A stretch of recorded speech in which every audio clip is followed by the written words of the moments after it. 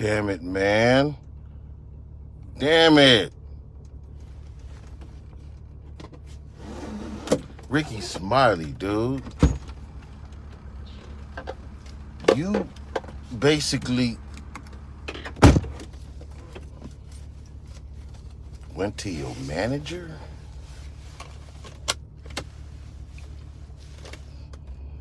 You went to your manager, right?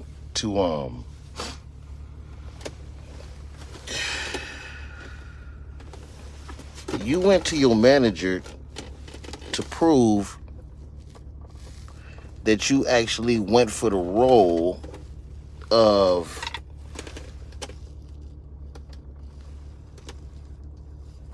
Money Mike.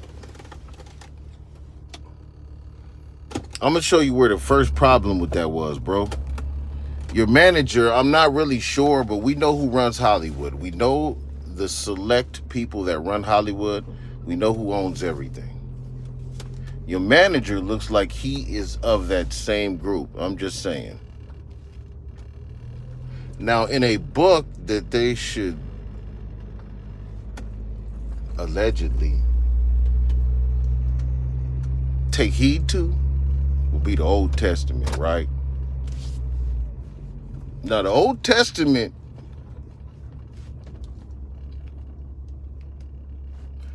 specifically warns against a man dressing in attire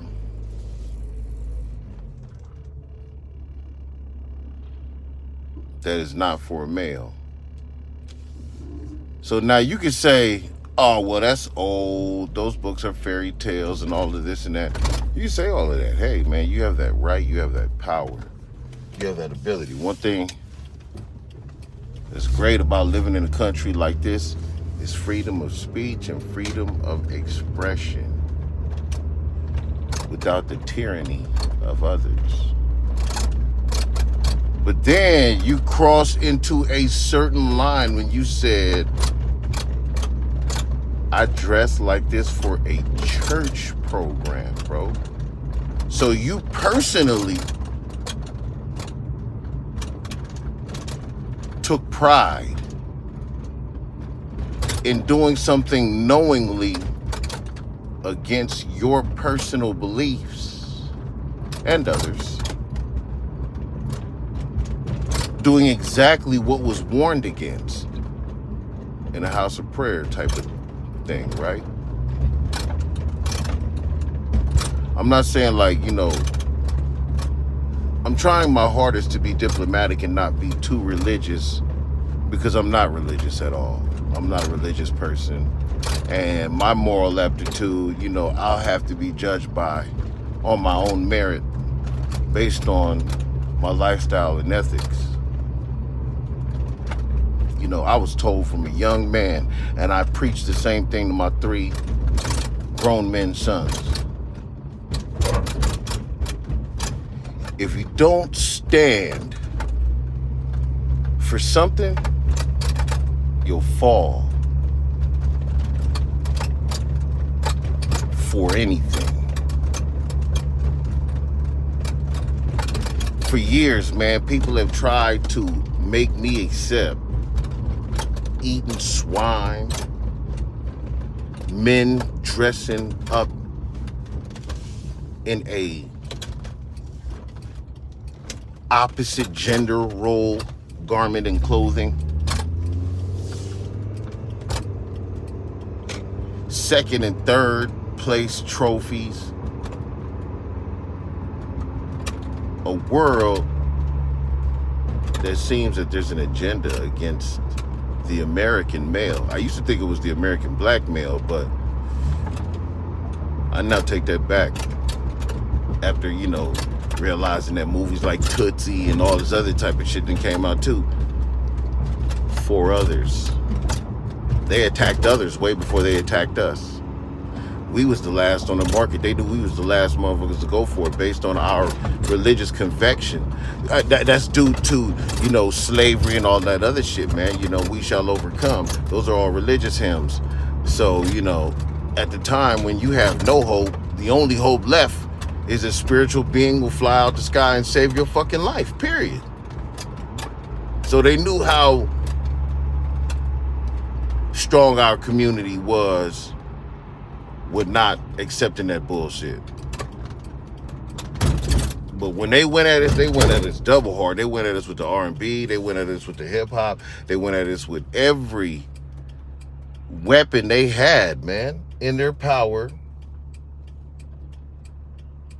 to bring forth a gay agenda in the black community, period. Point blank and simple.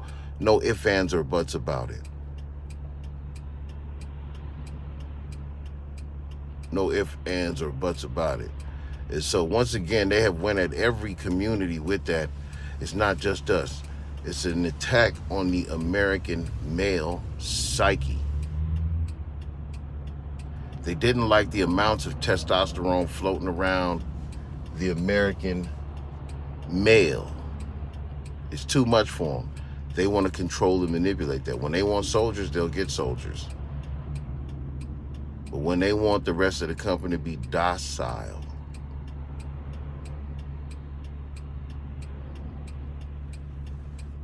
and beta-ish, these are the tactics that they apply based on that.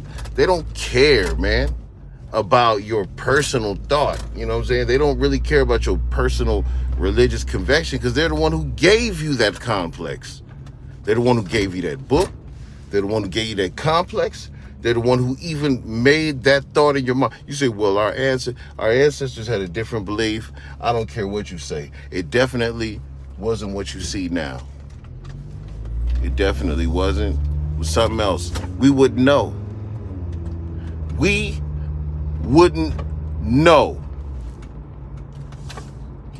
We just hear a bunch of emo-tep shit and think that that's it. That's not it either. We don't know what it was. However,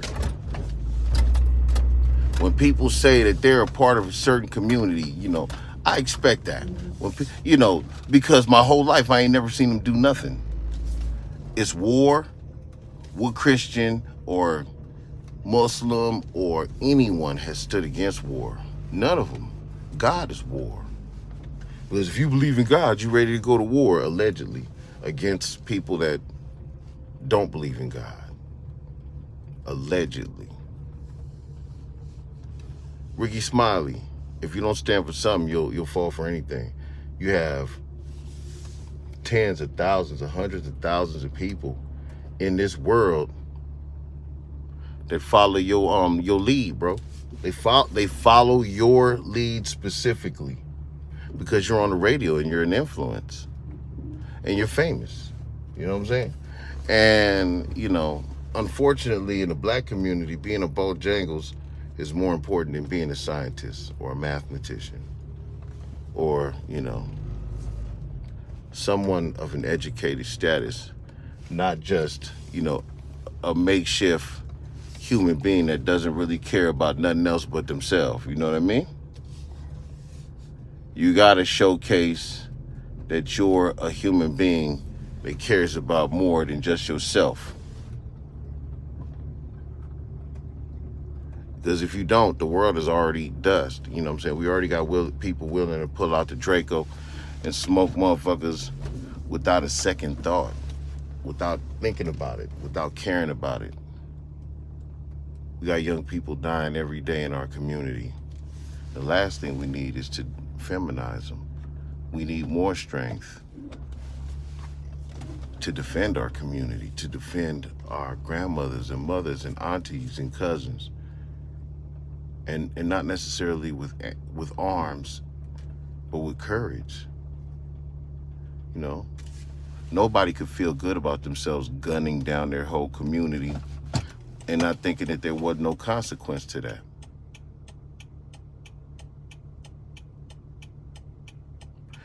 Ricky Smiley, you're wrong on that one.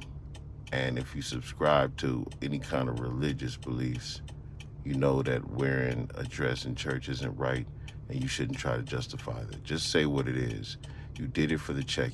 You already admitted, I have to take care of my family, and I'm willing to do anything that takes and take care of my family, even blaspheme and wear women's garments in the house of righteousness and peace. Let's think about that, bro. Yeah, People I did don't a even sketch know with my dear me, Earthquake, Tyler Perry, Niecy Nash. We did a thing called The Pew. It's supposed to be like The View, but it was a church-based version of The View, and it was just comedy great to see Bernice Jenkins, the character, and Medea. And I started off doing Bernice Jenkins doing prank phone calls on the Buck Wild Morning Show in Birmingham, which spinned into, hey, I think you should do a character. This would be a great character for this role. So we were all in our 30s, late 20s, doing what we had to do in order to be successful. Now that we are older, I'm comfortable in my job in radio. I'm comfortable in, the roles that I get and the things that I get to do. And I just finished a phenomenal comedy special. So the statement about Ricky Smiley is not funny, I've been sold out since '97.